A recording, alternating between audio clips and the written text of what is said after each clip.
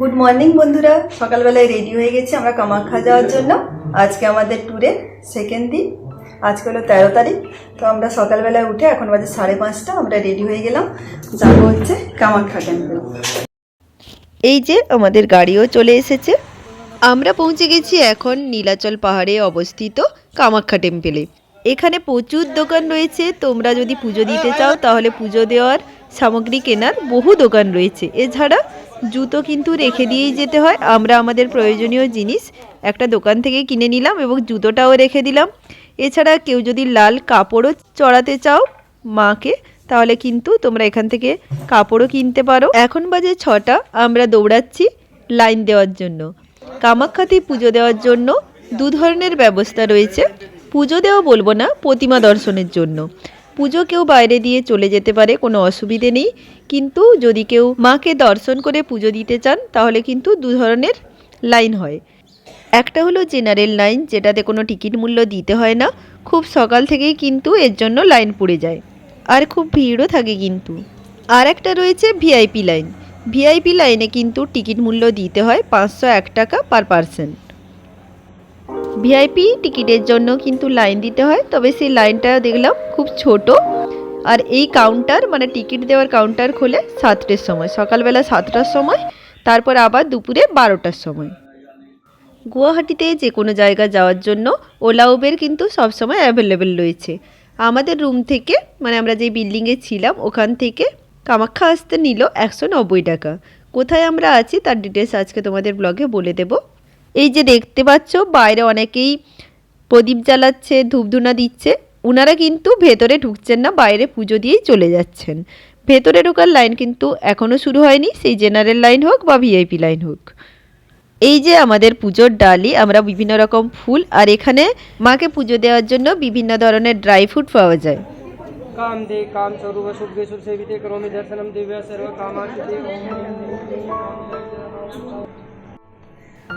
আমরা general line দিলাম না, তার কারণ জেনারেল লাইনে যদি পুজো দিই তাহলে পুজো দিতে দিতে বিকেল হয়ে যাবে। আমরা যেহেতু আজকে গুয়াহাটি থেকে শিলং রওনা দেব এবং শিলংয়ের আজকে 2-3টা স্পট আমাদের দেখার আছে, তাই আমরা ভিআইপি লাইন দিলাম যাতে তাড়াতাড়ি করে পুজো দিয়ে রওনা হতে পারি।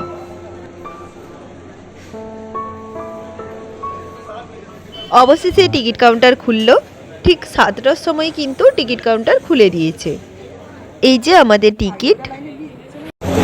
আমরা এই পুজো দিয়ে বেরোলাম, বাজে এখন 9:20। সেই 7টা নয় 6টা থেকে লাইনে দাঁড়িয়েছি।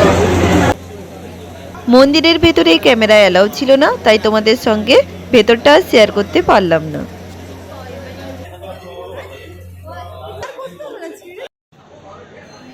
পুজো দেওয়া, প্রদীপ জ্বালানো, ধূপ দেওয়া সব কিছু কমপ্লিট। এবার তোমাদের মন্দির চত্বরটা একটু ঘুরিয়ে দেখাই।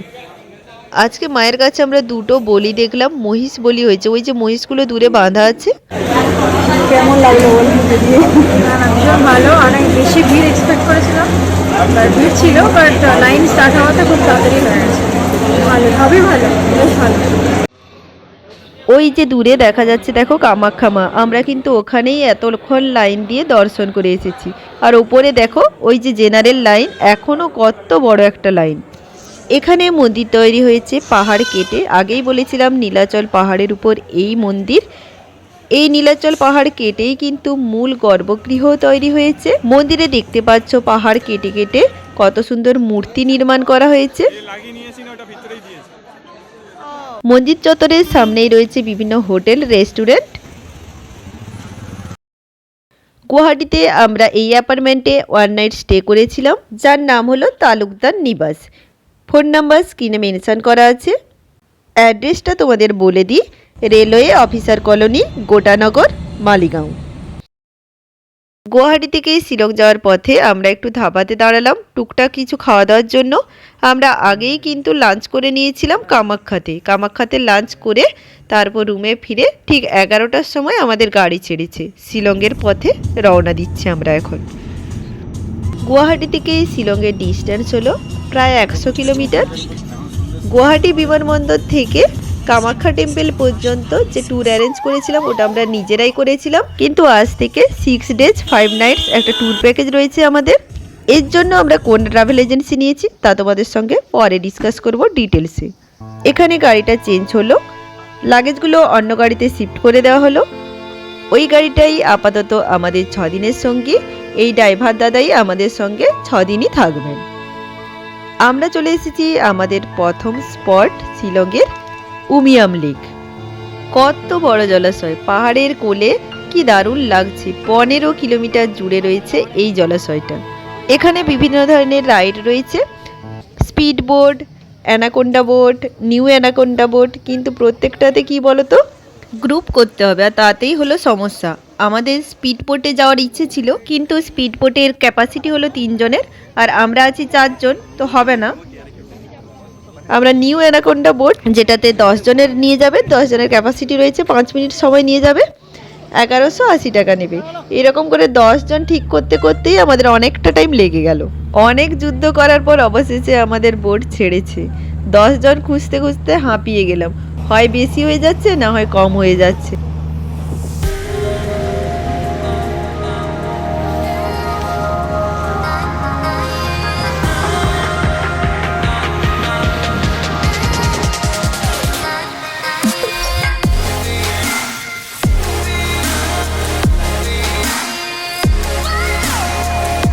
বোটে যাওয়ার জন্য লোক জোগাড় করতেই 15-20 মিনিট কেটে গিয়েছিল, তারও বেশি হবে।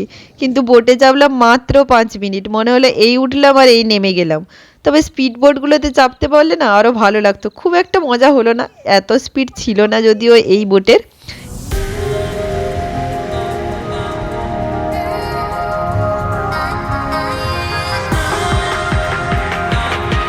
সামনে একটা দেখো ব্ল্যাক আর ইয়েলো কম্বিনেশনের ট্যাক্সি যাচ্ছে, এটা মেঘালয়ের পাবলিক ট্যাক্সি। অনেকগুলোই দেখলাম রাস্তায় এমন যাচ্ছে।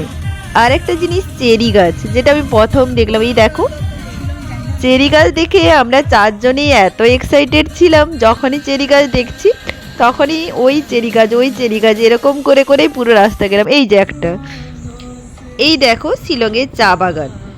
এখানে অনেকে ভেতরে প্রবেশ করে, কিন্তু আমরা ঢুকলাম না, তার কারণ আমাদের একটা স্পটে যেতে হবে। এখন একটা স্পট বাকি, এলিফ্যান্ট ফলস। এলিফ্যান্ট ফলস খোলা থাকে সকাল 9টা থেকে 5টা অবধি, সপ্তাহে 7 দিনই খোলা থাকে। এলিফ্যান্ট ফলসে ঢোকার জন্য টিকিট মূল্য ছিল 100 টাকা পার পারসন। এখানে খাসি উপজাতিদের ড্রেস পরে ছবি তোলার ব্যবস্থা রয়েছে।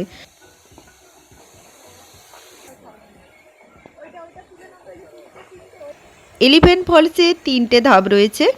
প্রথমেই আছে ফার্স্ট ফলস, এই যে ভিউটা দেখো ফার্স্ট ফলসের। এবার আমরা সিঁড়ি দিয়ে নামছি, সন্ধে হয়ে এসেছে, প্রায় 5টা বাজতে যাচ্ছে।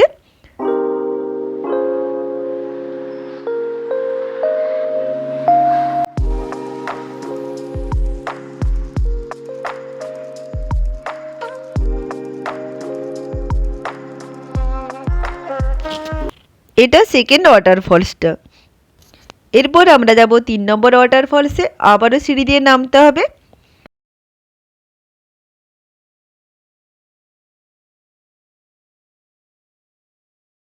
এটা হচ্ছে 3 নম্বর ওয়াটারফল এলিফ্যান্টের, যেটা আমরা নিচে যাচ্ছি এখন। তাকাও এমনি, এর ভিউটা দেখতে পাচ্ছ। আমরা নিচে যাচ্ছি একদম, ঠিক আছে। ওই ব্রিজ থেকে কিন্তু এটা দেখা যায়। 3 নম্বরে যাচ্ছি, ওই যে নিচে দেখো, ওই নিচেতে আমরা যাব, ঠিক আছে। এই দেখো এটা নিচে আমরা যাচ্ছি, কিন্তু আস্তে আস্তে আবার এই যে নিচেটা, এই দেখো আমরা নিচে একদম চলে আসছি, ঠিক আছে। নিচে আমরা চলে আসছি পুরো, শুধু এরিয়াটা, ভিউটা কত সুন্দর ভিউ, ঠিক আছে। 3 নম্বরের ভিউটা সবচেয়ে এখানে ভালো, 3টে ভিউ আছে এখানে। এখন আমরা চলে এসেছি এলিফ্যান্ট ফলসের, শুধু ভিউটা দেখো। লাস্ট পয়েন্টে ওই যে অনন্যা সাহেব এখানে ছবি তুলছে।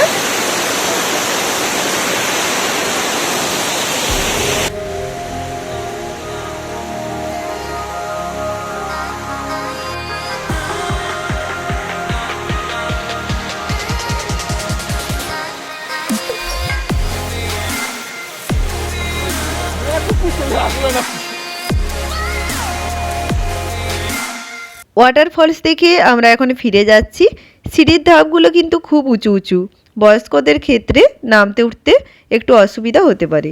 এলিফ্যান্ট ফলসের নাম এলিফ্যান্ট ফলস কেন হলো? তার কারণ হলো ব্রিটিশরা যখন আসেন তখন এখানে হাতির মুখের মতো একটা পাথর ছিল যেখানে ফলসটা ছিল, তাই এই নামকরণ। 1897 সালে যখন ভূমিকম্প হয় তখন ওই ফলসটা কী হয়েছে বলো তো, 3টে ধাপে পরিণত হয়েছে। এই যে উপরে লেখাটা দেখলে, এটা খাসি উপজাতিদের ভাষায় thank you very much, visit again. এখানে টুকটাক কেনাকাটার জন্য দোকান রয়েছে, তবে যেহেতু 5টা বেজে গেছে তার জন্য অনেক দোকান দেখলাম বন্ধও হয়ে গেছে। আমরা গাড়ির উদ্দেশ্যে যাচ্ছি এখন। আমরা আমাদের গন্তব্যস্থলে চলে এসেছি। আমরা আজকের দিনটা এবং কালকে 2টো নাইট স্টে করব লালাম হোমস্টেতে। চলে এসেছি রুমে। আগে তোমাদের রুমটা একটু দেখিয়ে নিই। গুয়াহাটিতে তো তোমাদের সঙ্গে রুমটা শেয়ার করতে পারিনি, কারণ এত শর্ট টাইমের মধ্যে আমরা এতগুলো প্লেস রেখেছিলাম, তার জন্য তোমাদের সঙ্গে রুমটাই শেয়ার করা হয়নি। এখানে এখনই খুব ঠান্ডা পড়ে গেছে, 11 ডিগ্রি সেলসিয়াস টেম্পারেচার রয়েছে। চা খেয়ে কিছুটা রেস্ট নিয়ে আমরা চলে এসেছি একটা রেস্টুরেন্টে। তার কারণ হলো আমাদের যে ট্রাভেল এজেন্সি আমরা নিয়েছি সেখানে শুধুমাত্র ব্রেকফাস্ট ইনক্লুড আছে, কিন্তু বাকি কোনো মিল ইনক্লুড নেই। তাই রাতের ডিনারের জন্য আমরা এই রেস্টুরেন্টে চলে এসেছি। কি দারুণ এনভায়রনমেন্টটা দেখো। রেস্টুরেন্টের নাম হলো দ্য ভার্টিজ।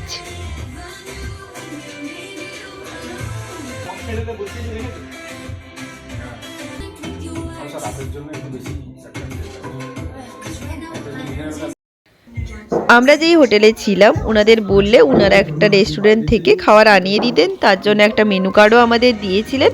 কিন্তু আমরা ভাবলাম গুগল সার্চ করে নিজেরাই রেস্টুরেন্ট খুঁজে একদম ডিনার সেরে ফিরবো। আমরা অর্ডার করেছিলাম 2টো স্যুপ, এদিকে 2টো chowmein, fried rice, chilli chicken আর ফ্রেঞ্চ ফ্রাই। এগুলো আমরা শেয়ার করে করে খেয়ে নেব।